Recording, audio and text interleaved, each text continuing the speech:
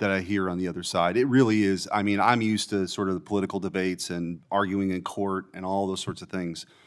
But to hear the other side of the dais talk about weaponization is truly shocking, given what we know now. And I thought what I might do is just tell a story.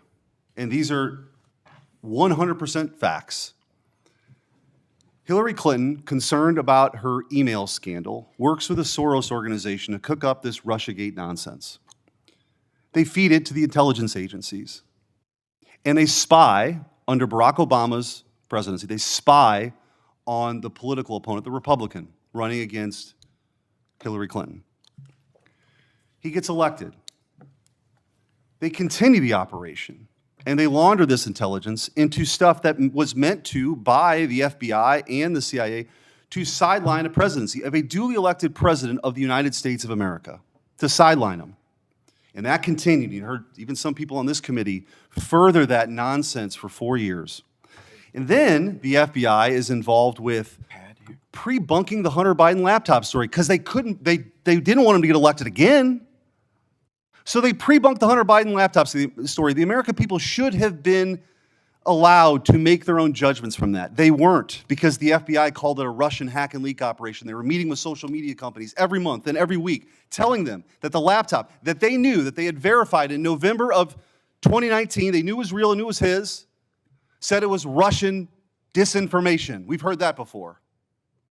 And then, after Joe Biden comes in, 3 days in, they start a censorship campaign against the country, anybody who's a conservative. And now we also know that the FBI was weaponized in this Arctic frost investigation that tapped the phones of sitting U.S. senators. And also, the Republican Attorneys General Association, so let's pull in 2 more U.S. senators, Ashley Moody and myself, who were on the executive committee at that time. Charlie Kirk, political organizations they didn't agree with. This is not in the Soviet Union in the 1980s. This is in the United States of America in the last few years. And then, when they thought President Trump was on the run and there's no way people would elect him, and then he announces he's running for president, 3 days later, Jack Schmitt's appointed to get Trump. Fani Willis brings charges against President Trump, and the assistant prosecutor meets with the White House counsel's office. Why would that happen? Then you have Alvin Bragg bring his charges. The number 3 person at DOJ goes to work for him to get Trump. All in the United States of America. This continued. And Senator Hawley asked the question, wrote it down, what is happening in this country? And I hope that MSNBC is still broadcasting this, because I'm sure their viewership hasn't heard this story that's gone on for 10 years. The truth is, they never forgave President Trump for coming down the escalator at all.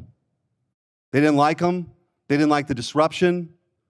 And they've spent the better part of a decade not just going after him, but demonizing half the country as fascists and Nazis and threats to democracy. And they have fueled this division in their inability to accept the fact that half of the country isn't deplorables, as Hillary Clinton called her, bitter clingers, as Barack Obama called them, or trash, as Joe Biden called them. That they rose up and they sat in their own jury box and they saw all this stuff play out over a decade and they rejected it. And now you have come in to clean that up, and you are doing a great job in doing that. And let me make this clear. There is a big difference between what happened under the Biden regime and the weaponization, and then holding those people accountable. That is not weaponization. If that doesn't happen, this will happen all over again. So your job, as you talked about in your confirmation hearing, is so important that this never happens again. And holding people accountable who are part of this conspiracy is absolutely your job. And I'm also taking, you don't have to comment on this, your unwillingness to answer questions that have come up. I am led to believe, as a former attorney general, that that might mean there's an ongoing investigation. You don't have to talk about it. The statute of limitations may have run on some of this stuff, but not on a conspiracy. And if you're a co-conspirator in mile marker 1, even if you want to get on the exit ramp in mile marker 5, you are liable for the conspiracy in mile marker 10. And we are at mile marker 10. And I will also say what's happening in this country. What's happening with the assault on ICE officers is truly shocking. Deportations are nothing new. Bill Clinton deported 12 million people. 12 million people. You didn't see this. The radicalization that's happened on the left that plays out with political violence is real. And by the way, let me also point out that if we had a scenario where John Thune was on the Supreme Court steps saying, "You've reaped a whirlwind, Supreme Court justices," and then a right-wing assassin tried to kill Ruth Bader Ginsburg, and then a Republican-appointed judge only gave that person 8 years, there would be riots on the streets. Cities would be burning right now. So let's just call it out. We need the cleansing here. Let's just be truthful about what's happening. This left-wing political violence is not a both sides thing. It's not. And so, Attorney General, I do want to ask you a couple questions about that, because I feel like we have got to get a handle on this. Despite the overwhelming evidence that the political violence threat right now comes primarily from the left, the media just won't do it. They won't go along with it. They cite a few ridiculous studies to say that right-wing political violence is the main problem. For example, one of those studies was written by an Antifa-affiliated professor, and others count classes on prison gang, and the others count classes on prison gang violence as right-wing political violence, but refuse to count anything from the 2020 Summer of Love. Antifa attacks, like the ones that set off the explosive outside Michael Knowles' campus speech. We need good data. We need good data here. Will you commit to having the Department of Justice and the FBI research and release a public report on left-wing political violence? Yes, Senator Schmitt. Thank you. I also want to, after Antifa has laid siege on federal buildings and officers in Portland during the 2020 riots, your predecessor, Merrick Garland, dropped virtually all the cases against these defendants.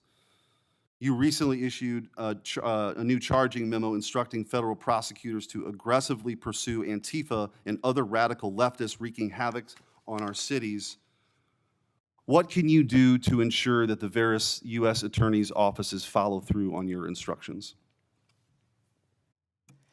Hopefully we will have our U.S. attorneys confirmed soon. They've been held up. Now our government is in a shutdown, yet our prosecutors are still working. Getting all of our U.S. attorneys confirmed would be a huge step forward, Senator Schmitt. But yes, our attorneys throughout this country will be focusing on that. And I want to thank you, too. So I talked to you during your confirmation hearing and also with Kash Patel of sort of, you talked about your two pillars, which is to end the weaponization and to get back to actually crime fighting. God bless. Like, that is something that the American people support, despite what you hear from the other side of the dais today. And in those conversations, we talked about you and Kash Patel getting field agents out in the field and doing the work of law enforcement. I said, I've got just the place for you, St. Louis. And St. Louis has now received the largest per capita infusion of permanent FBI agents anywhere in the country, and they're working hand in hand with local law enforcement. That's what happens when you have state leaders work with federal partners to crack down on something I hope we could all agree is a scourge for our communities, which is violent crime. But that is not, J.B. Pritzker, I guess he wants his moment. These Portland people want their moment of defying Trump. It's crazy to me. We should all be unified in this effort of making sure our laws are enforced and taking on violent crime. But I will say, in closing with this, because you referenced the shutdown, it's the same motivation. The same thing that motivates J.B. Pritzker to stand in front of the podium and defy Trump is the same motivation I hear from my Democrat colleagues now in this shutdown. It's not about anything other than the fact, and this is a clean CR.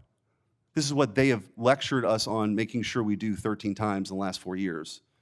This is about appeasing an increasingly radical base to prove that they're willing to stand up to President Trump.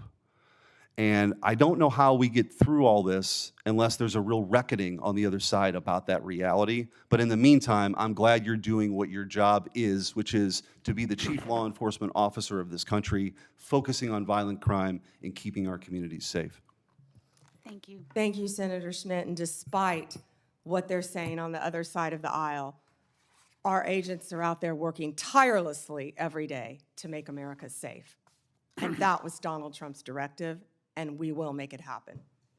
Thank you, Senator Schmitt. Senator Welch.